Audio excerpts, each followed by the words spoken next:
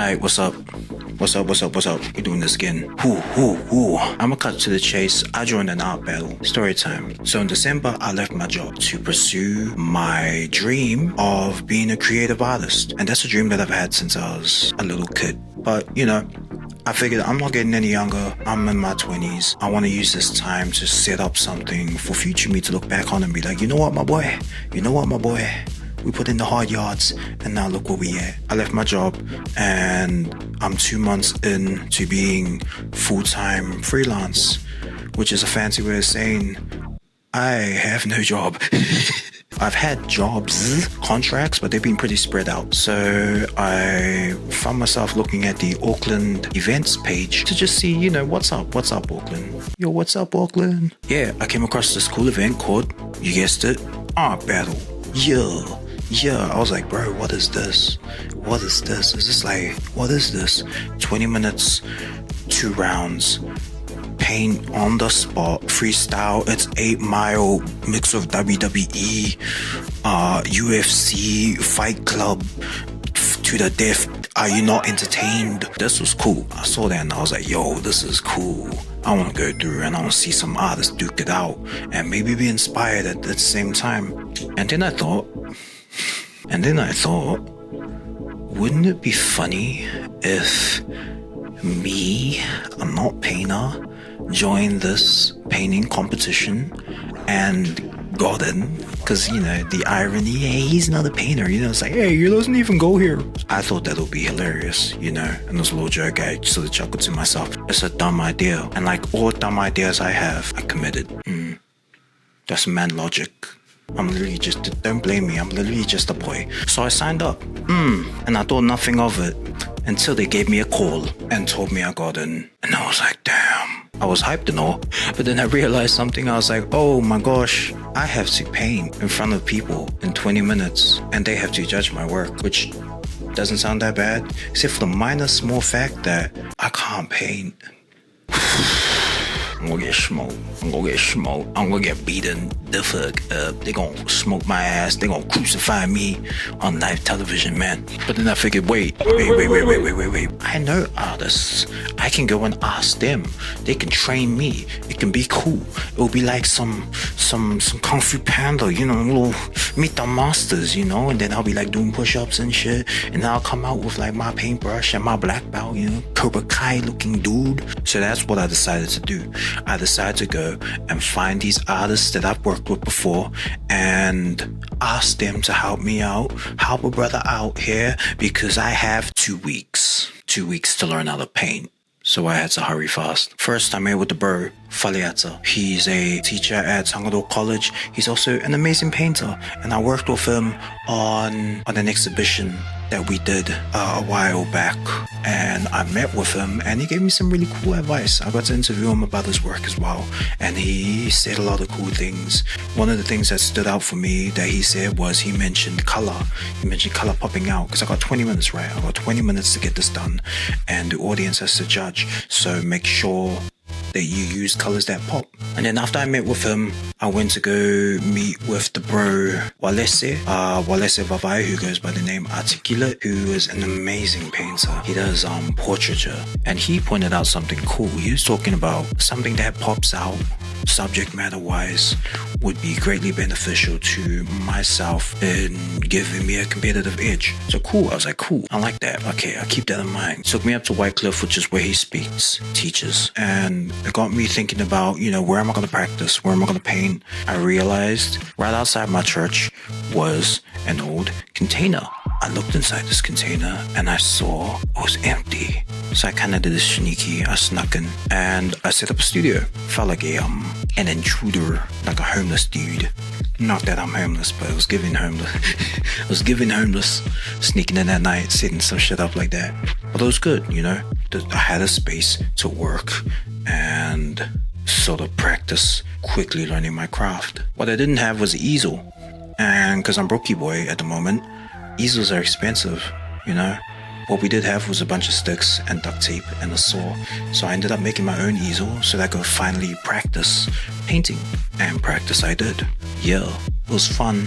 I was having a couple problems with paint like actually using paint, because I'm used to like using pens and I do like a line, but the paint doesn't want to do a line. It'll do like a squiggle and it goes sideways, and I'm just like, bruh, paint, bruh, why is paint dumb? Why you dumb, bruh? Why you stupid paint? But it was just part of me learning, you know, and I ended up learning. It was cool. I had the fortune of being in a part of a program where I got to be in contact with an artist from Tauranga by the name of Mr. G.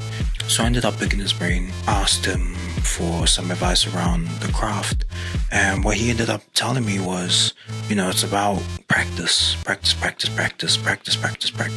getting to know the craft, which I honestly love. I love that that's like, you know, you can have all the know-how, all the knowledge, but unless you're practicing, bro, there's actually no way to get better. So I took that, I ran with the practice I did. I had an easel, I had a space to practice in, and I had like 4 colors.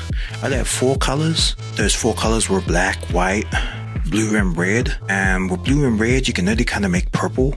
And with black and white, you can only like lighten the shade of blue, red, and purple.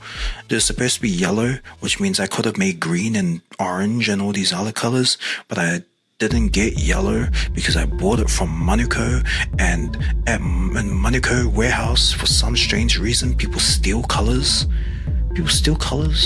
Bro, I'm like, trying to like budget, going in and buying paint, and I'm like, hey, I need to buy primary colors because that maximizes how many colors I can make with the least amount of money. And then I go in and I buy the colors, and then I open the box when I get home and there's no yellow, and I'm like, bro, that's what I get for shopping in Manukau, bro. They don't even have yellow. Who steals yellow, bro? Why not just steal the whole box? Why you steal one yellow out of the box, bro? Must be Southside. But anyway, I didn't have yellow. I could only practice with those shades of colors. So for a while, all my paintings were like pink, purple, blue. And I actually considered, you know, what if I battle with pink, purple, blue? What if I just battle with those colors? Until I got an email. From the event managers, and they're saying, hey, you get free paint. Wahoo! All you have to do is go to Resine. And I was like, bro, you my homie, G. I got free paint, which is cool. I went to Resine. The chick there was cool. She was super helpful. She was like, hi, how can I help you? What do you need? I'm like, hey, this email here says I get free paint. She looked at it. She's like, oh, cool. So what colors do you want? And I was like, can I just get the basic colors? Because I only have like 2 colors.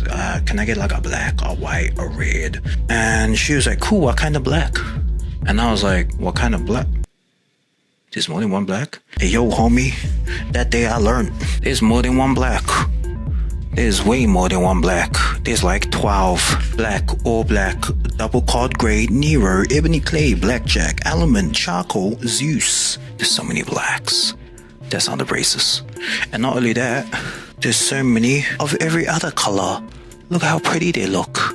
So I couldn't just rock up and be like, can I get red? Can I get blue? Because that wouldn't work. So I had to choose the actual ones. There were so many that I kind of just started choosing the ones with cool names. For example, the red I chose was called Havoc. Can't really see that. I chose a red called Havoc because that sounds cool. Havoc.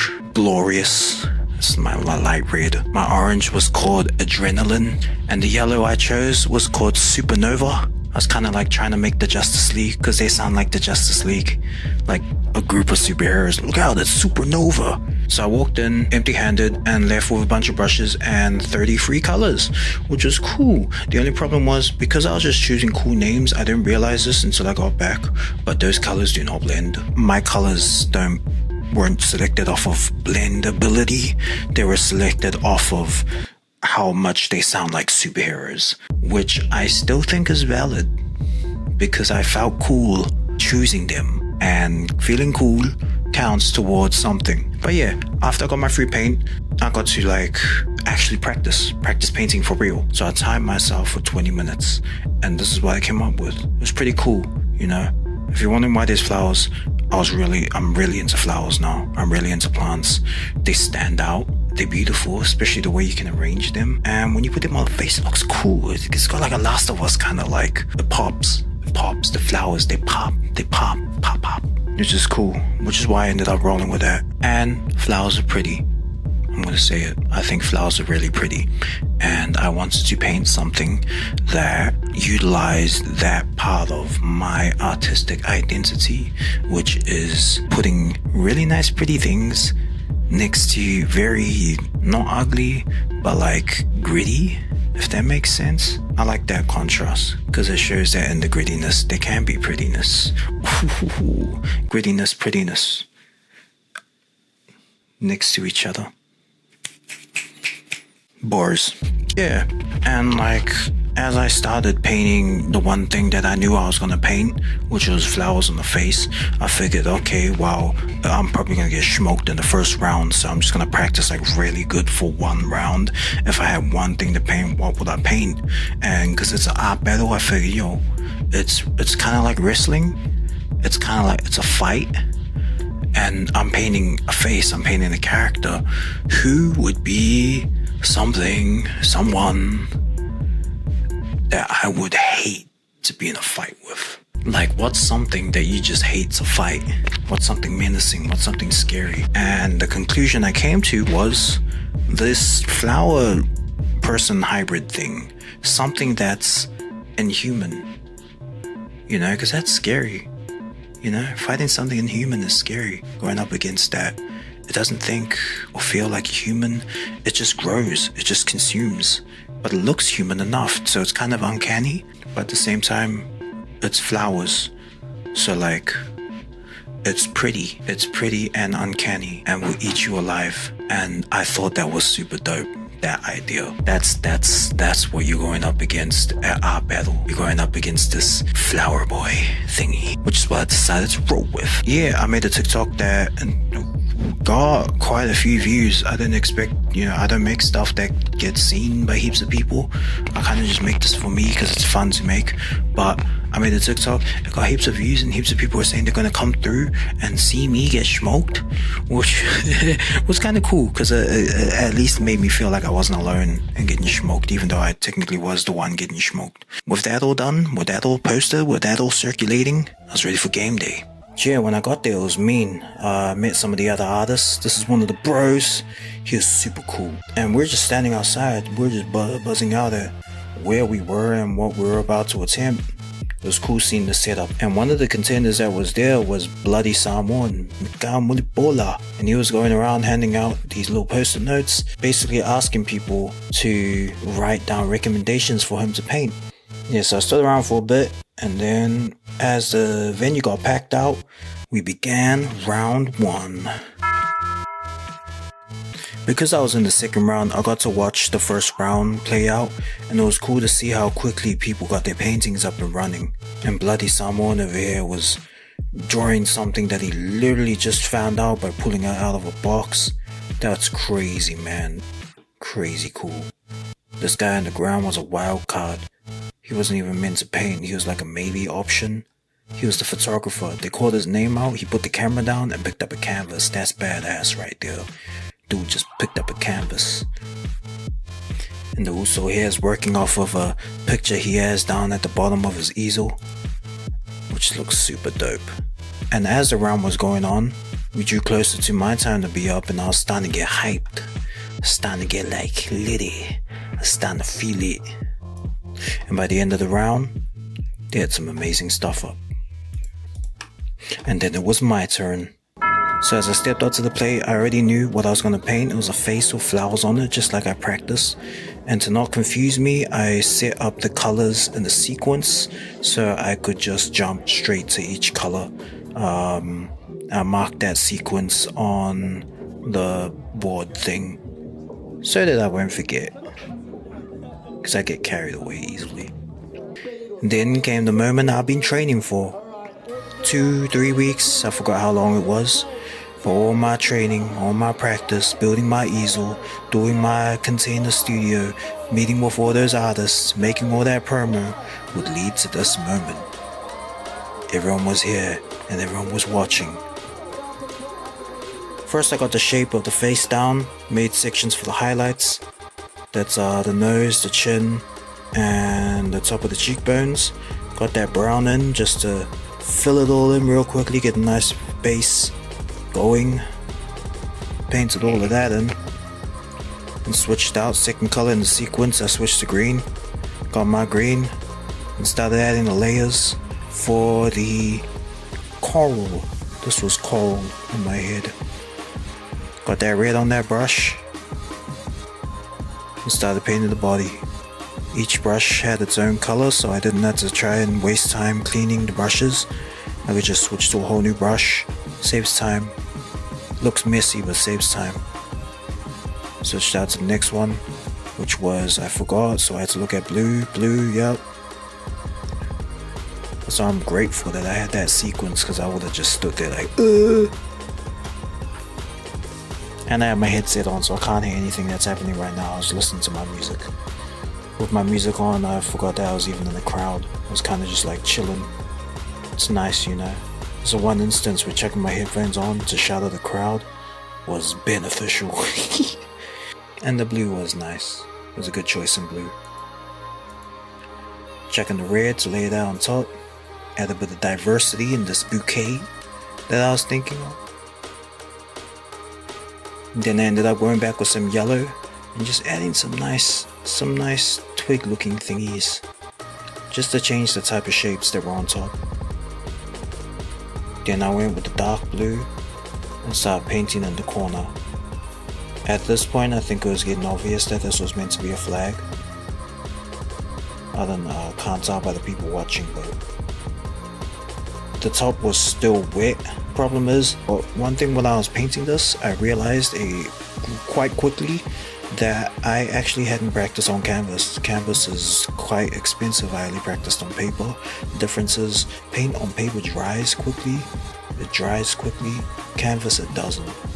And so I found myself kind of screwed because the paint was still wet. I practiced for the top to be dry by the time I finished the bottom, but the top was still wet. So I was kind of just riffing on the spot. Ended up splotching so much paint on top of each other, like wet on wet styles, so that it kind of had to sit on top. It wouldn't blend. There's too much paint to blend, if that makes sense. And then I started checking in the shadows. Shadows are cool because that's kind of just when everything comes into place. You can kind of tell what everything is when the black comes in, because I'm basically just drawing at that point. I gave it my smile. And then with the shadows coming in, you can actually see it coming all together. This is when it's not surprising anymore. You can really tell what it's meant to be. You can see the character coming through. You can see what the shapes are on top, how they break into different pieces. And then I went through the white and just added some dots. That's not a real plant, like I don't know anything that's like red and white and spotty, but I figured it would look nice. The blue and red look too similar. And then with time to spare, I got down and painted very delicately, probably the most important part of the painting. And then with what little time I had left, got to sign it. 2742 represent. And just like that, all those weeks of practice done.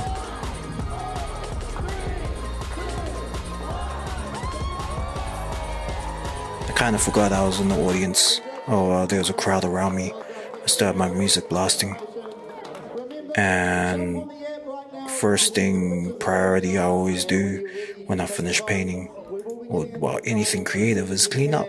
So yeah, I kind of just got straight back into cleaning up. I like cleaning up, it's fun. And then this dude comes in who was watching me the whole time and says some cool stuff. That's some character, man. Can you run me through it, man? What's the story here? Who is he, man? It's a he, eh? Yeah. Who is he? I don't know. American flag? American flag? flowers? It's you, huh? It is. Are you the more? Yes. Nice, bro. Nice. Strong strokes. I like it. I really like when people do strong strokes when they don't pass around too much. It's character, man. Thank you, man. I appreciate it. That was cool. And in a way, he was right, you know? I wanted to paint a true battler, and I sort of took the parts of myself that I thought would be menacing and put it to canvas. And it was cool that someone saw that, because in that art, in this art piece, in this crowd, I felt seen. So yeah, the audience got to vote, and I ended up making it to round 2, which is cool. Round 2, let's go. I was kind of mucking around before round 2 started, so I didn't really choose my colors properly. I just ended up opening all the colors, and because of that, you can see I'm kind of just like, oh, what colors am I grabbing? I didn't want it to look the same as the first one, so I added mushrooms. I tried to do some fungus, something nice. At this point, I was already bored. Same rules apply from the first one, same layers, same technique. And as usual, the shadows coming in is always what makes it just look so much cooler. But I told everyone that I wasn't an artist, I was a performance artist. What performance artist would I be without a performance? I was thinking, yo, what's a cool performance? What's a cool performance I'm gonna bring to this? What's something that I can have fun with in an artistic way at this art battle? And the conclusion I came to was I was going to steal my art at gunpoint and attempt to destroy it in front of everyone in an artistic statement about creation and destruction. And also to think about it in terms of the end product not being the art, but the action itself being the art, you know? Because everything passes. That's sort of my personal philosophy. Everything passes, including your beautiful artwork. It'll break away or go away, or you will go away from it. And so I wanted to push this idea of, you know, don't be too attached to your art. And how not attached can you be to your art than trying to destroy it in front of everyone? But I had to be on theme, so I decided to try to destroy it with a paintball gun. The only problem is, none of the pellets burst on impact. They kind of just ricocheted, which is good that we stood outside, because I was going to fire it inside and it would have bounced all over the place. I ended up shooting my mate in the face, which is good. Not that I shot him in the face, but that's why we have mates, bro. That's why we have friends to test paintball guns on in public during a timed painting exhibition. What else are friends for, bro? Nah, but for real talk, I'm super grateful for my friends. They came through. They didn't burst. I still had fun. And now I have a paintball gun. And this is how it ended up. After that, we all gathered in, and the winner was announced. An artist by the name of Tiade. So I didn't win. I got smoked, as I expected. But I put up a fight. Yeah, and that's what matters.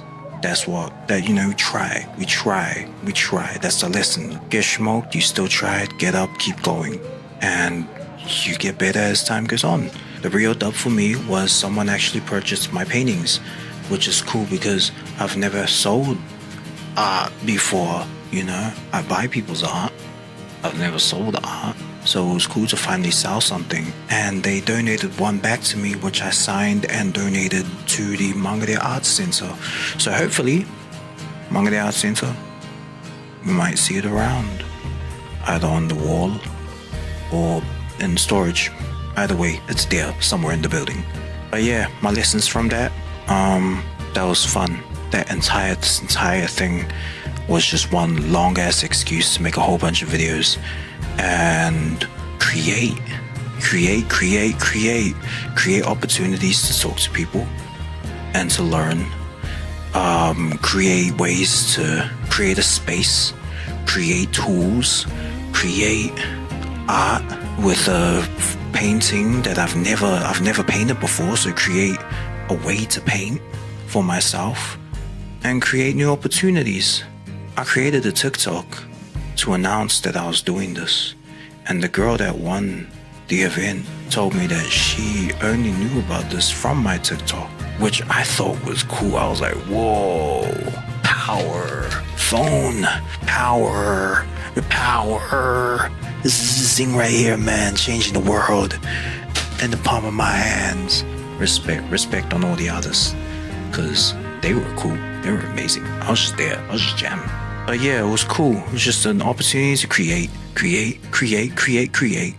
And I feel like I am going to keep painting. Even though the battle is over, even though I am not incentivized to paint anymore, it was fun because I'm such a spastic, quick, fast-paced thinker, and painting slows me down. It forces me to be patient and think about things in individualistic layers. And if you're someone who is like me and your brain goes at 200 miles an hour, I would recommend painting. You don't got to be good. Just the act of painting itself is pretty good in itself. Paint good.